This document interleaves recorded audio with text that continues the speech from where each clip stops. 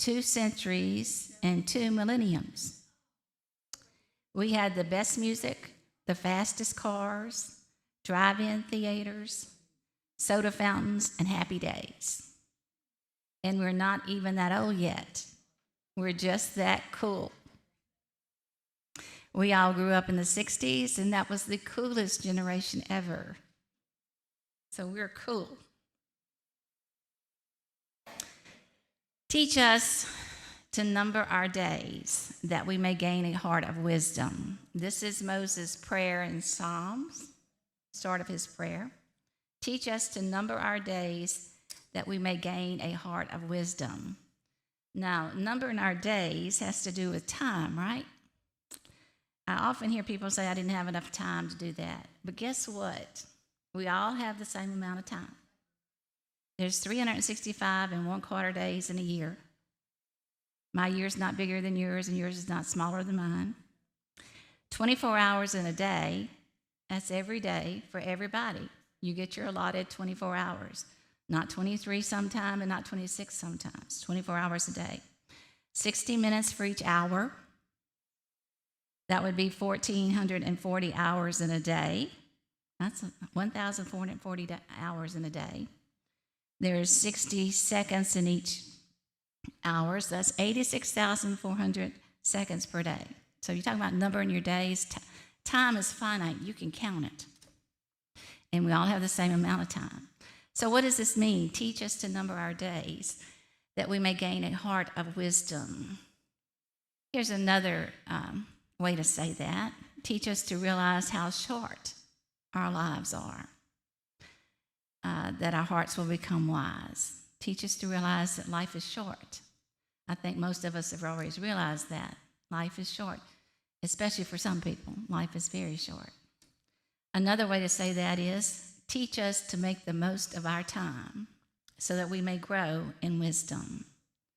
So when he says number our days, think about it in terms of years, how many years you have on earth. Some people live to be 100. Some people live to be in the 90s, 80s, 70s, 60s, and some die young. That's just the way it is. But we should all have a sense of urgency about us, about the number of days that we have to live on earth. We're talking about mentoring in these 6 weeks, 4 more weeks. So I'm going to give you a mentoring tip. We're going to multiply the 9s using our hands, okay? Put your hands on your table, or up in the air, wherever you want to put them, in your lap, so you can see them. Guys, too, this is not just for women. Okay, everybody got your hands out? All right, we're going to number our fingers. 1, 2, 3, 4, 5, 6, 7, 8, 9, 10. Okay, that's easy enough. This is 1, 2, 3, 4, 5, 6, 7, 8, 9, 10. So we're going to multiply by 9s. All right, first thing we're going to do is 9 times 1. All right, put your little finger down. That's the 1. 9 times 1. So how many fingers do you have left? 9. 9 times 1 is 9. Cool, huh? All right, put your second finger down. Okay, got your hands out, put your second finger down. All right, you got a 1 on this side. How many do you have on this side? 8, right? 5, 6, 7, 8. So it's 1, 8, 18. 9 times 2 is 18. Got it? All right, put your third finger down, which is hard for me to do. How many on the left side? 2. How many on the right side? 5, 6, 7. 27. 9 times 3 is 27. Got to count these 5 too. All right, put the fourth finger down. How many do you have on the left side? 3. How many on the right side? 5, 6. 36. 36. 9 times 4 is 36. Put your fifth finger down. 45. 9 times 5 is 45. Put your sixth finger down. 54. 9 times 6 is 54. Seventh finger down. 63. 6 on this side, 3 on this side. 9 times 8, 72. 9 times 9, 8 on this side, 1 on this side, 81. And 9 times 10, 9 on this side, 0 on that side, 90. Cool tip, huh? Share that with your teenage grandchildren. They'll think you're cool that you can do that. Okay. Yes? Okay, what's the question? Uh, if they wanted to, I didn't teach multiplication, so when they, if they came to me and asked me something like that, I'd say, "You don't know that." Even when my kids were little, and they said, "What's 9 times 7?" I'll say, "You don't know that." Jimmy had to teach them all that kind of stuff. That's not what I taught. But yeah, they could use that. They could do that. Any other questions or comments about math? Okay, you got a math trick now that you can use. All right, here's my question for the ladies. What is a good cooking tip you'd like to share? A good cooking tip, something about cooking, even if you don't like cooking. And you gentlemen, what is a good yard, working in the yard or gardening tip that you might want to share? So talk about that at your tables. Cooking tip, yard tip, or if you want to give another math tip, that's okay too.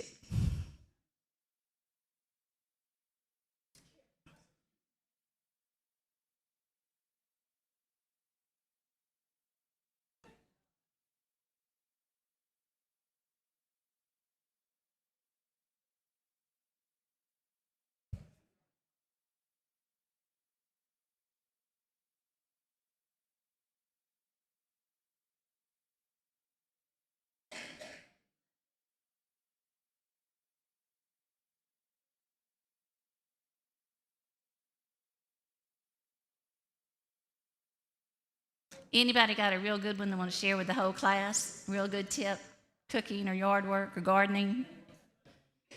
Anybody want to share one? Yes, ma'am, Peggy.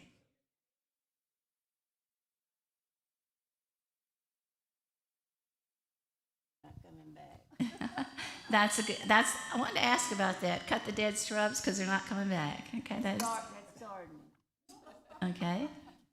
Anybody else? Yes, ma'am. My tip is just stay out of the kitchen. Stay out of the kitchen as much as possible. I like that one. My tip would be teach your husband to cook. Jimmy can boil some mean shrimp. Yes, sir. Teach your wife how to weed eat. Teach your wife how to weed eat. That's a good tip too. All right, so we can give advice, right? We have knowledge there. We have wisdom about cooking, yard work, and lots of other stuff, and we like to share it, and that's a good thing. All right. Unit 1. Yeah, perhaps you need to turn yours off. Does that work? Yeah. Investing in others, mentoring. That's what we're talking about in this unit. Joshua, Moses and Joshua. We talked about Jethro mentoring Moses last week. Today we're going to talk about Moses mentoring Joshua this week, Numbers 27. The point is mentor and disciple those who come after you. Point 1, good leaders think about the future. Numbers 27, 12 through 17. Verse 12 says, Then the Lord said to Moses, Go up this mountain of Abiram, it's Mount Nebo, of the Abiram range, and see the land that I have given the Israelites. So Moses went up on the mountain to see where he could not go. He could not enter. I think this is one of the saddest things in the Bible is that Moses led these people for 40 years, and then he could not enter the promised land. So that's where Moses is right now. He's up on top of the Mount Nebo with God. After you've seen it, you will also be gathered to your people as Aaron your brother was. Aaron, of course, was a high priest, and he's died. He died about 6 months before this. And he's telling Moses, after you've seen the promised land, you will also be gathered to your people. You will also die. That's sad, too. Verse 14 says, When the community quarreled in the wilderness of Zin, both of you rebelled against my command to demonstrate my holiness in their sight at the waters. Those were the waters of Meribah, Kadesh, in the wilderness of Zin. So Moses and Aaron sinned. Now, what was their sin? This is why they didn't get to go to the promised land. Miriam died about a year ago, okay? Their older sister we talked about last week. She died about a year ago. They were mourning, but they didn't have time to mourn because the well went dry. And when the well went dry, the people just thought, oh, me, oh, my, let's go back to Egypt. We're going to die. We're going to die of thirst. Our sheep, all our animals are going to die. Aaron and Moses didn't take that well. I mean, they've been doing this for 38 years. Listen to these people. God told Moses to speak to the rock, but he and Aaron struck the rock for water. Doesn't seem like a big deal to me or you, right? What's the difference in speaking to the rock or striking the rock? He struck the rock before and water came out. But God told him, God said, speak to the rock. He wanted the people to see that it was from God, not from anything Moses and Aaron actually did, like striking the rock. So the punishment for that was that they would not enter the promised land. Now, Aaron was 123 years old when he died. Moses was 120 years old. So they were pretty old at the time, too. Didn't mean that God didn't love them anymore and that God didn't use them anymore. He did. But their punishment was for their sin is not to go into the promised land. Okay, like I said, Aaron had died 6 months after this happened, or 6 months before. Moses is up on the mountaintop. All right, verse 15 says, so Moses appealed to the Lord. Okay. Moses appealed the decision, you think. He's going to say, oh, please let me go into the promised land, you think. That's what he's going to say. No. Look at what he asked God. Verse 16 says, may the Lord, the God who gives breath to all, appoint a man over the community. So he wasn't thinking about himself. He was thinking about the people. Verse 17 says, appoint a man over the community. Verse 17, who will go out before them, come back in before them, and who will bring them out and bring them in, so that the Lord's community won't be like sheep without a shepherd. So he's asking God, appealing to God for a shepherd for the people, somebody to lead them, to take Moses' place. Moses' response, he didn't complain about not entering the promised land. He didn't even complain about his surely going to die in a few moments or days. He was concerned about the future of his people. And that's what a good leader does. You're concerned about your people, not about yourself, but about your people. He appealed to God for a new leader. Now, I want you to notice something. Notice that Moses didn't choose a particular person. Remember, he had 2 sons. He could have said, make one of my sons leader, take my place. Isn't that really the normal, natural things to do? Your son or daughter takes your place. No, Moses didn't do that. He just was thinking about the people, and he was dependent on God to give them a good leader. So what does that tell us about mentoring? There is an urgency. Our days are numbered, okay? You're going to live 75, 80, 90 years, 100 years. Not much more than 100, right? So your days are numbered. Let's say we all live to be 110, which is kind of stretching it. Well, it's 110 from, see, I had a birthday last week. Y'all know that because lots of you sent me cards. Let's see, that's 75, be 25 more years, 35 more years. At the most, I could live 35 more years. Okay? So I have a lot to do in those 35 years, right? Probably not going to live that long. Probably if I see 80, that's only 5 years from now. What I need to do in those 5 years? There's some urgency about the time that we live in right now. We're not going to live forever until we die. And once we die, we live forever. That's cool. All right, so mentoring, we should help prepare future leaders. Who's going to take our place? Who's going to take our place in this church? Okay? Think about it. Think about how important the church is. Where did people learn about God now? Took it out of the schools, totally, right? Went in the opposite direction. I think the devil's in control of the school systems now, for the most part. Government, the local downtown public square, who's in charge of that? So we need to help prepare future leaders, not just church leaders, that's important too, but also leaders to take over in government, in business, and so forth. I wonder who's in control of these corporations. They're trying to change values now, and they should stay out of that, right? So we need to help prepare future leaders. If we don't do it, the devil will step in and let somebody else do it for us. We need to appeal to God to show us the persons we need to mentor. There's people in your lives that you can mentor, okay? Friends, grandchildren, great-grandchildren in some cases, children, cousins, the people that's in your atmosphere, the people that you hang around with. You can mentor those people. And it doesn't have to be mentoring, doesn't have to be a long time thing. It doesn't have to be something where you have a set, here's your rules for mentoring. Mentoring is just trying to help them grow and grow in faith. So we need to help people, and especially future leaders, by mentoring them. We need to instill in them a passion of Jesus Christ, a passion for Christ, for Jesus. That's our main purpose. All right? Do you have that passion for Jesus? I could probably answer for most of you, yes, you do. There's a passion in there for Jesus. You love Jesus. Jesus saved you. He's been with you all these years. There's a passion for Jesus. You need to let that passion out.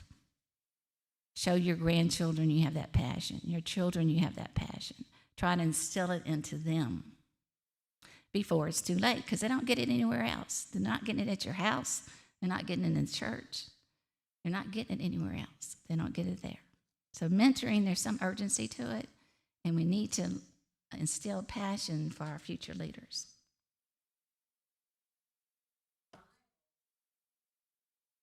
That's true. You're the only Bible some people ever get to read. That's right. We should be mentoring people in our witness, in our everyday life activities. The way we carry on should be a witness to people. All right, our question here is, how important is the church today in training the leaders of the future? And what is our role? All right, like I just said, the church, it's more important today than it has been ever, because God has just been taken out of every place else. So it's important that we get the people to church, encourage your people around you in your neighborhood, people you come in contact with, to be in church, because they don't get these values anywhere else. Morals in school, you can hear anything in a high school hallway. I mean anything, okay? It's important for us to, our church, to train leaders of the future. And like I say, not just future leaders in the church. We need pastors, ministers, missionaries, Sunday school teachers. We need all those people. But we need good leaders in our government. We need good leaders in our corporations, good leaders everywhere. So it's important for our church to train people in the sense that, okay, not everybody's going to be a pastor, but you're going to lead people in your job. You're going to lead people. We need witnesses out there in the world with a passion for Jesus that can mentor others. So and what is our role, our particular role? Okay, what is our role? How many of us are teachers? How many of you have taught Sunday school? Just about everybody. How many deacons do we have in here? Or former deacons, or retired deacons, whatever you call it. Deacons emeritus.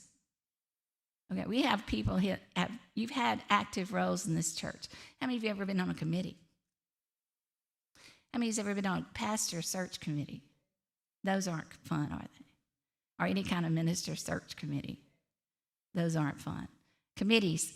You've all been active in the church. Can we just stop doing that now that we're in the 70s and 80s, 60s? No, we need our role. Our main role is what? What would you say your main role is? Prayer. Prayer. This should be one of the things at the top of your list, to pray for our leaders of our church, leaders of our community. Prayer. That's our main role, but we have a role. Now, if they ask you to serve on a committee or teach or whatever, and you feel like you can do that, then certainly that's your role too. Point 2, God chooses a new leader for the Israelites. Numbers 27, 18 through 20. 18 says, the Lord replied to Moses after he appealed for a new leader for the people. The Lord replied to Moses, take Joshua, son of Nun, a man who has the Spirit in him, and lay your hands on him. Okay? Joshua, the son of Nun, he had the Spirit in him. It says it right there. Verse 19, have him stand before the priest Eleazar and the whole community and commission him in their sight. All right, Eleazar is Aaron's son. He took over being high priest when Aaron died. Confer some of your authority on him so that the entire Israelite community will obey him. All right, who is Joshua? He was Moses' aide or servant from the get-go, from entering the promised land. When Moses started his journey, he was about 80 years old. Joshua was about 40, and he was with Moses the whole time as his aide and servant. He was a great general, so he was a great warrior. He could plan battles, but the best thing he had going for him was he listened to what God said in the battle. He accompanied, I've forgotten this, maybe you had too. He accompanied Moses when he received the tablets of stone on Mount Sinai. So remember, some people went up with Moses and then they stopped, and Moses went to the top by himself and got the 10 Commandments. Aaron was one of those that went up with him. So like I say, he'd been with him from the beginning. He was also one of the 12 spies that went into Canaan and brought back, he brought back a good report. Can anybody tell me who the other spy was that brought back a good report? Joshua and who? Caleb. Very good. Joshua and Caleb. And they brought back a good report. And this was like 2 years after they started their journey. They were still at Mount Sinai. And the people rejected that. They were scared. So God made them wander in the wilderness for 36 more years or 38 more years, whatever it was. He was filled with the Spirit of God. It said it in the verse. So he had Moses' example for 40 years. He followed Moses, saw what Moses did, how close he was to God. He was a believer himself. He was filled with the Spirit. So Moses could have picked Joshua. Probably that would have been the natural leader for Moses to pick, but he didn't do that. God picked Joshua. And God wanted the people to know that he picked Joshua. Mentoring. Okay, Moses was with Joshua for 40 years. He was a good example.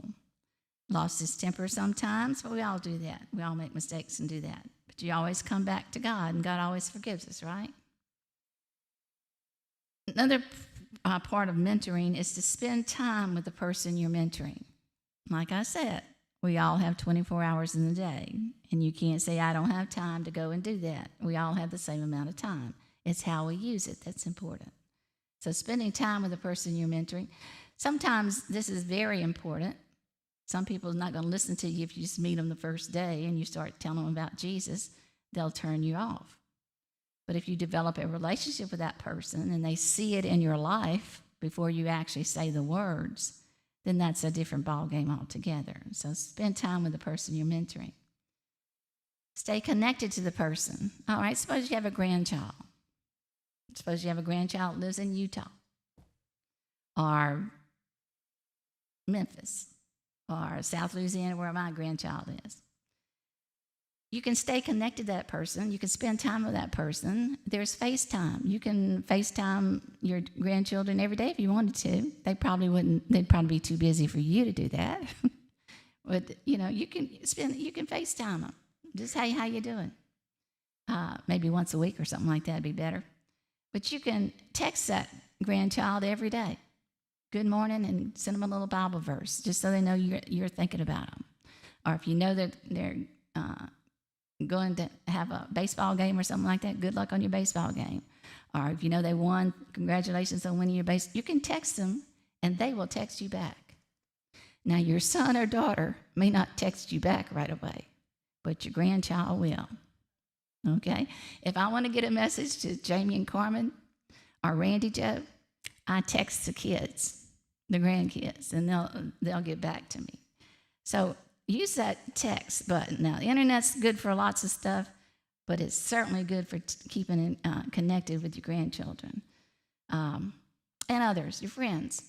I have my best friend was also my cousin, double third cousin, okay? her mom and dad was first cousins to my dad. So it makes me double second cousins to her mom and dad, right? Which makes me double third cousins to Carolyn. Okay. We reconnected after so many years, I guess 40 years of my being with Jimmy and her being with Michael. And now we text each other. And that is so heartwarming to be able to connect with your best friend from high school. I mean, we did everything together. So text is good. It's good. Spend some time every day texting people. You can write them notes too. Those are good, especially for friends. But stay connected with the person you're trying to mentor. Share your wisdom and life experiences. You have a story to tell. You have lots of stories to tell.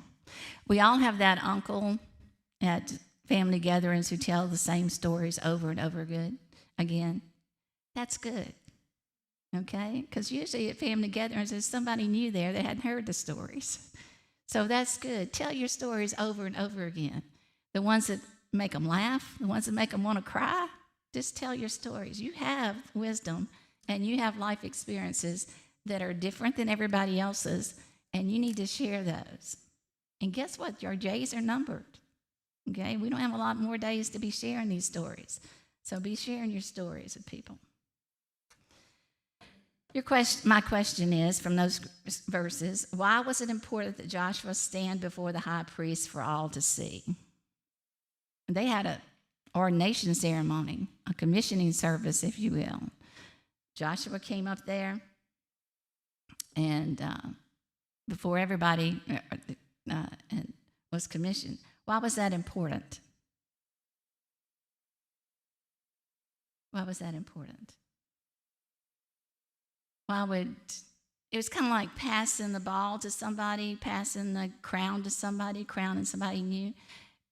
God wanted the people to know that this was his chosen one, not Moses. So the high priest had to be there, Moses had to be there, Joshua had to be there, all the community had to be there to see the laying on of hands, which is familiar in the Old Testament, to confer responsibility from one generation to another. So it's important. All right. Point 3, Joshua is commissioned. Numbers 27, 21 through 23. 21 says, he will stand before the priest Eleazar, who will consult the Lord for him with the decision of the Urim. There's a Thummim, Urim. Okay. That was part of the priest's robe, or his clothes was part of the Urim. And it was kind of like casting lots. The priests would be able to make decisions like that. So this is really a combined leadership between Joshua and Eleazar, the high priest. It wasn't just Joshua. Joshua wasn't taking Moses' place and becoming just like Moses. Moses saw God face to face, right? Well, almost face to face. And he was chosen to do that. Joshua's not like Moses in that case. And sometimes, we think we're going to act like Moses, and we're just not Moses, okay? In God's eyes, Moses was very, very special, and he worked with him in a certain way. He's going to work with Joshua in a different way. He's going to work with Joshua and Eleazar, the high priest, together. So he will stand before the priest, who will consult the Lord for him with the decision of the Urim. Verse 21b says, he and all the Israelites with him, even the entire community, will go out and come back at his command. Joshua was a great warrior. He's the one that sent and decided what battles to go to with the help of the priest, which means God directed him in the battles. The only time he failed in battle was when he didn't listen to the priest.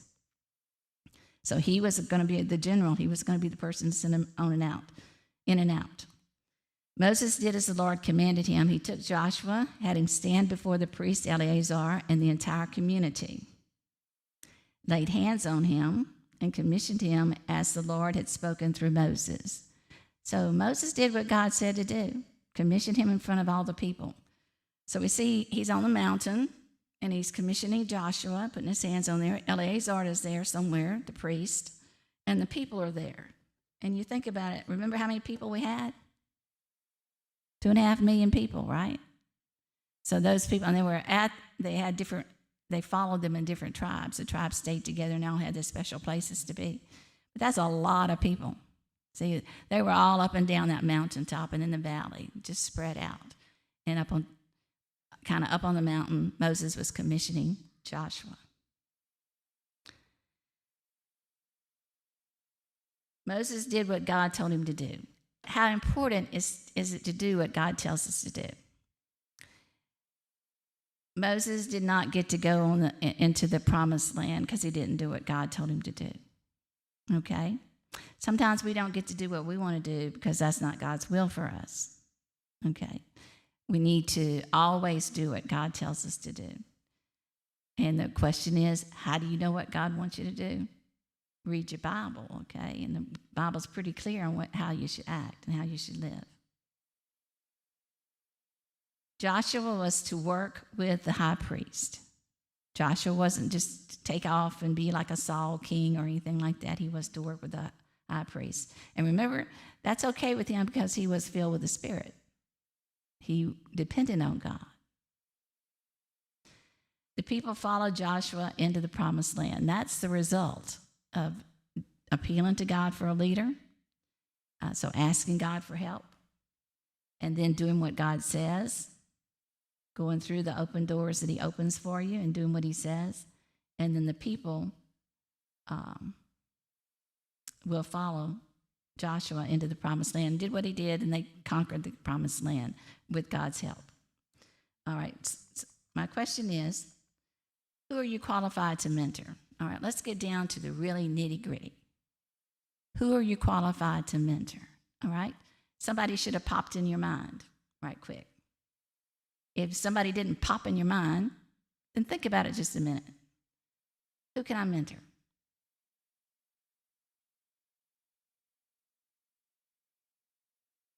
Family first? That's a good one. Family first. Did a friend maybe pop in your mind? A friend? Okay. A nephew? Okay. A nephew that needs help? All right. So if you think about it, there's somebody that you can help by showing, being a good example, doing what God tells you to do, and praying for that person. Prayer is always first. Before you go do anything, you need to pray about it, and God will help you with it. So you're qualified. You are a qualified mentor, okay? I'm giving you your degree right now in mentorship. You're all qualified mentors, okay? I can confer that degree. You're all mentors. So find somebody this week, share a story with them about anything you want to, even a cooking tip if you want to give them a cooking tip. Develop a relationship with that person and text them if it's possible, if it's at your grandkid or something like that. Text all your grandkids this week, okay? Do that for me. Text them. And to see if they don't answer you back, they will. All right, here's my cartoon. The best advice I can give you to a young teacher, which would also be to a young mentor, is to realize that students will probably forget most of what you say. Isn't that true? But not how you make them feel. People forget what you say a lot of the times, but not how you make them feel. So let's go out there and do our mentoring where we make people feel good. Okay, any questions? Short lesson, but any questions about mentoring or anything else? Comments? All right, Brother Joe, I'll give it to you.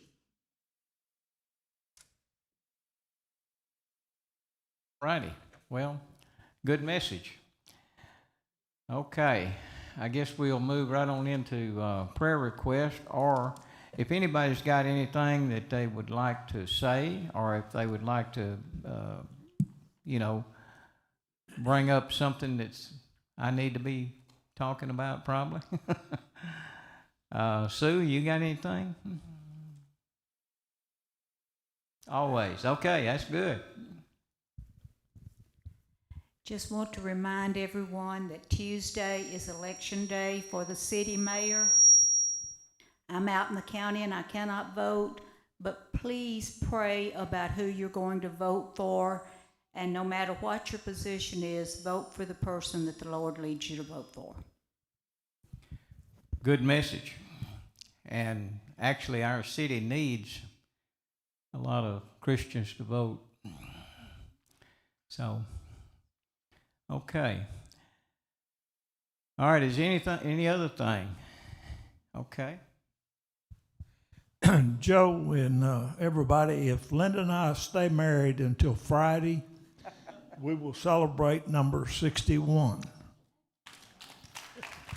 All right. Well, I tell you, Linda done a great job. There you go. There you go. I think both of you did a great job, tell you the truth. All right. Any other announcements or comments? Paula? Tomorrow will be my 5th shot in my eye, and I ask you all for prayer that it runs as smooth as it has. My little grandson Ryan will be with me this week, and I ask for your prayers for mentoring him. He's real special to me. Thank you. Okay. I think we could all use those prayers. One thing I would like to say is, two of the most important things that I think that we could leave our children and grandchildren is a Christian atmosphere, number one, and a moral atmosphere. Now, it's a shame that we can't just leave that to them in our will, but we can't. We got to practice it for a long time before we die. But it's never too late. So, and we can't leave it in our will. Thank you. So, any other comments or things before we go into prayer request? Okay, Jody.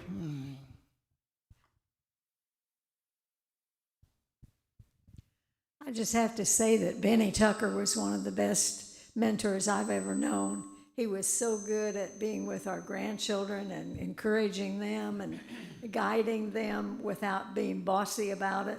But he just helped so many people, not just our family, but he was just a really, really good counselor. Thank you, Jody. Okay. Is there anything else? I know we're taking up some time, but we've got some time. Remember that our vacation Bible school starts tomorrow, and you're talking about mentoring.